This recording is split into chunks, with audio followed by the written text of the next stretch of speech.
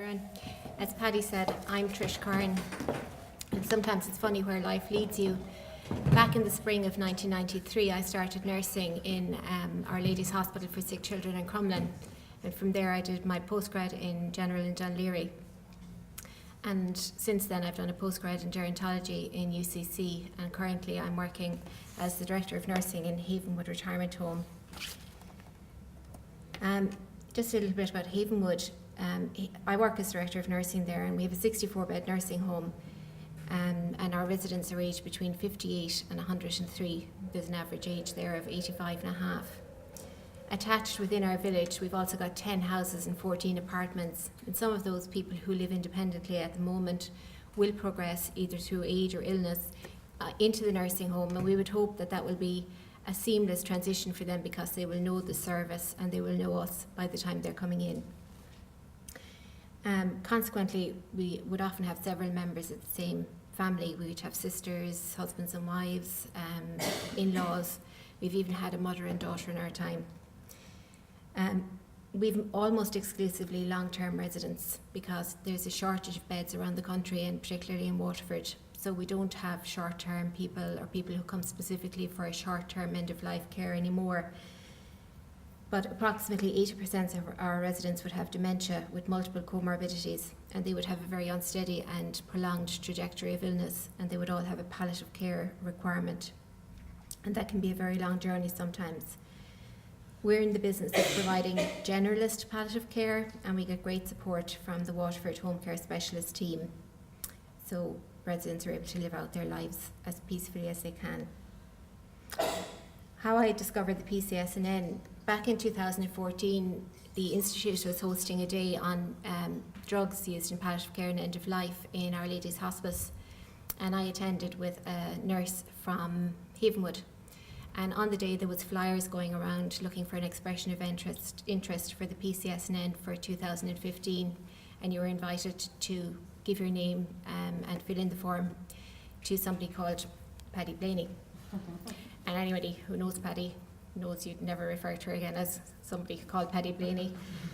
So I'd filled in the flyer and went back to base, and I had a look at what the PCSNN in the first year had achieved, and I could see that they had achieved 3 great outcomes.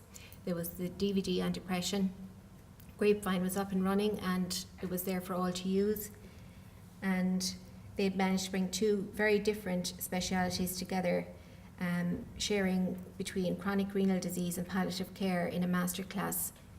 And those were no mean feats. And really, I just thought, well, that'll be the end of me, because I couldn't see that I had anything that I could bring to achieving any of those outcomes or similar outcomes.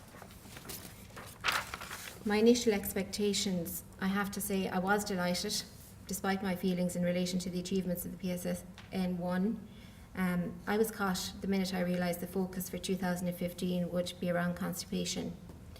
So I arrived and I was introduced to everybody, and there was a real feeling of welcome on the day. I'd like to say thanks to Shirley Baines, the Charity Grants Director at Burdett Trust for Nursing, for allowing this year to go ahead. Paddy spoke about the initiatives and how they would be a work in progress, and about thinking about outside the box. And I really felt that I was going to have to think a lot further even than outside the box. The initiatives weren't anything I'd participated in before, but there was evidence to say that the goals were achievable in 2 formats really. There was the evidence of the outcomes being achieved the year before, and there was also the evidence that there was a solid base in the Institute and their activities. And that really was highlighted, I suppose, through the efforts that Paddy and Kathleen were making every time we met. My expectations, I didn't know how I was going to achieve them, but I was sure of 3 things on the first day. I was very welcome. The topic was so important, especially for the cohort of residents, the frail elderly, that I meet every day. And also that the NDT team that I was working on would be supported and looked after by Paddy and Kathleen. The events that occurred and the effect they had throughout the various events that were organised for information access, It was clear there was a culture of organisation and support within the network. Members' opinions were sought as to how goals would best be met, to identify the strengths and areas to work within. And peer review was utilised as a positive and effective tool for members to share their supportive skills. Peer review, when it's used in this manner, it's not threatening. You know we're all here with common goals, and anyone who has a suggestion, they make them in a kind and a meaningful manner, which is constructive. If you listen to the suggestions, undoubtedly your own personal skills rise to a newer level. I have to thank Kathleen as well. Every event that we came to, from the time you checked in at reception until you got your car park ticket, just went off seamlessly. I was surprised at some of the activities, but delighted. And when I say surprised, I suppose I was surprised at the calibre of the people and the presentations and those who came to speak to us. Ginga Togel, in particular, with her gentle manner, I think she coaxed and teased the best from all the members, and she demonstrated the vast difference that personalities bring to management, and that while we all have various strengths and areas that can be identified as areas to work on, that yet everyone has a place, and it takes many hands, many minds to create a flexible and healthy environment for people to grow and be nurtured in.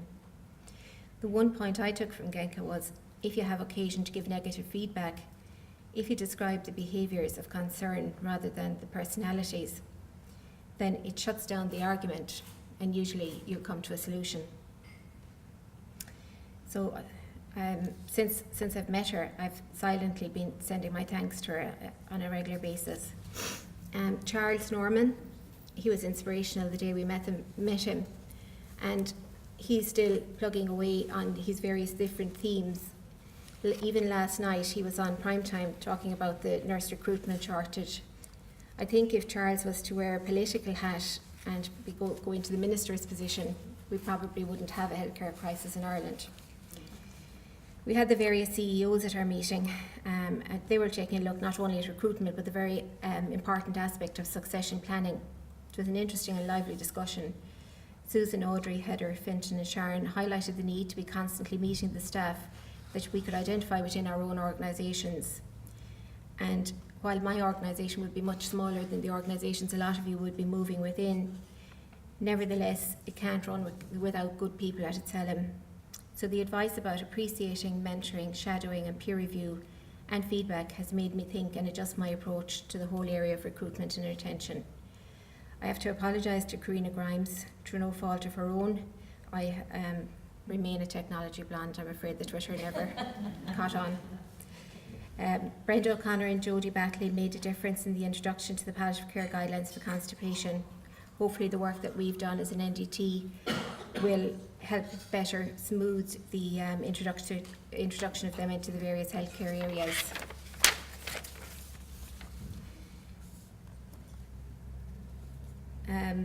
My colleagues and the NDT team as a larger concept. I've learned a lot from all the NDT teams and seen a positive approach from everyone, most of whom, when starting their initiative, probably hadn't, too sure an idea where exactly it would end up. But everybody, you're not just colleagues anymore, you're like-minded professionals who want to make a difference and have all tried really hard. There's no negativity in the peer review. Everyone looks at it as helpful, and something that one of the other groups has seen. Sometimes it's right under our nose, but because we're up on top of it, we just can't see it, and that has been the turning point, and it's always been an open culture where people feel free to make that point and others to take it up. It's been my first opportunity to work on a North, South, East and West project. If the Institute had achieved nothing else but to bring us all together with a common goal, wouldn't that be great? But the Institute has achieved that and so much more to date, and a part of the success is the open and trusting friendships being extended through the PCSNN and the other professional groups. Working on the initiatives has been a great experience. Back at base, the buck would stop with me, and that's not always the easiest place to be, but it's not always the healthiest place to be either, because it can actually maintain a lot of rigidity in your life. Being part of the PCSNN has taught me to listen to others, to sit back and learn that there is always another door to go through and to help us on the other side. Sometimes we forget this with work pressures and time pressures. This has been good for me personally, and I have to thank Edith and Les And I suppose I'd ask you to just remember Fiona. She's not with us today, but she's with us in spirit. She has had a really difficult 6 months. And also to Geraldine and Nuala, the other members of the NDT team. I've thoroughly enjoyed working with you all and being boosted when the direction wasn't quite clear at times, and the encouragement when things were going well to continue. Am I a different person? I think so. As I've mentioned, I've grown some strengths in some areas and turned some of my challenges to strengths. I also feel that now and going forwards into the future, I've gained the support of a network of excellent people who really care. This leaves me feeling humble but stronger, and I know there'll always be a door open to explore ideas, seek answers, and just to touch base with like-minded people, maybe on a day just when one of the long-term residents passes away, or when there's something out there that we're trying to achieve. So I'm sure somebody else will have been in that position before. What difference has the PCSNN and the Institute made in my life? A varied one. As I said, this has been a year of growth, and through personal reflection and the forging of relationships to hopefully last well into the future, a network of support and ongoing development through the Institute itself, and it also gave me the neck to stand up in front of you all today. How will I take this back to Havenwood? Well, the staff are already very positive about their participation in the audit and the nature of it and the reflective nature of it. So we're looking at our clinical governance policy and the other audits that are due to be finished within this year and next year's audit calendar. And we're trying to change the nature of some of the audits to a more reflective nature, because obviously people are learning more and they feel more inclusive rather than just being audited and handed a list of things to correct. Most important, how will I better serve the residents and their families? The vision that was outlined to the PCSNN was that it would help to improve the quality of and access to palliative care relevant to the need for the populations of the Republic of Ireland and Northern Ireland. So looking back into the future, I believe myself I have a greater awareness of the various areas where palliative care can be accessed for staff at all levels. I can influence change in my own area for staff at all grades, thanks to the various initiatives. I hope this will be effective in recognising those who require specialist palliative care and fostering strong links with the specialist palliative care service in Waterford. Some staff have already participated in the audit in motion, and more will be encouraged to continue and will be encouraged to access and carry out the learning tool for healthcare professionals, and that will be recognised within the organisation. When new problems crop up, there's grapevine, and hopefully that will be used on an ongoing basis. And staff are being constantly updated about the work of the Institute and what's up on the various hubs. I'll always be delighted to have met the people I've met here. They'll stay with me in a special way, and I hope that everyone will be able to change in their own way for their own residents, patients or clients. Paddy, thanks very much for having me, and hopefully the best of luck to you in whatever your new chapter in life brings. Thanks very much.